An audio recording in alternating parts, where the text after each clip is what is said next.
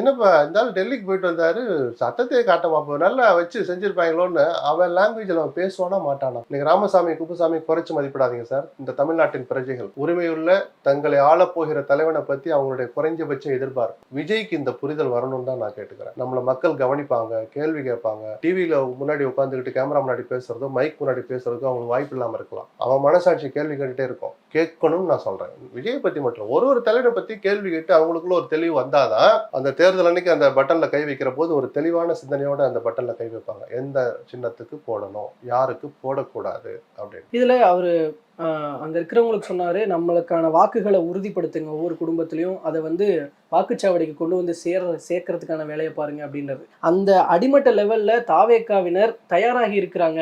அந்த கட்டமைப்பு நிச்சயமா உற்சாகமா இருப்பாங்க சார். அவங்க சந்திக்க போற முதல் தேர்தல். அதனாலதான் கூட்டணி சேர்ந்திருந்தா அந்த உற்சாகம் ஒரு ஆங்கிள் கூட இருக்குன்னு சொல்லலாம். இன்னொரு ஆங்கிள் அது பாதியா குறையும். என்னடா அவனுங்கெல்லாம் யாரும் பிடிக்காம தான் நம்ம இவர்கிட்ட வந்தோம். இவரே அங்கிட்டு போறாருன்னு அதெல்லாம் இருந்திருக்கும் இல்லையா? அந்த குழப்பங்கள் இல்லாமல் நேற்றைய விஜயினுடைய பேச்சு யாரு கூட கூட்டணி இல்லைங்கிற அதாவது இந்த மாதிரி பிரதான இயக்கங்களோட கூட்டணி இல்லைன்னு சொன்னது விஜயை தலைவராக்கி பார்க்கணும், முதல்வராக்கி பார்க்கணும்னு நினைச்சிருக்கிற ரசிகர்கள் கூட்டம் இருக்காங்க, நிர்வாகிகள் உட்கார்ந்தால அந்த ஆயிரக்கணக்கான பேருக்கு உற்சாகத்தை கொடுத்திருக்கும். அவங்கதான் வேலை செய்ய போற நிர்வாகிகள்.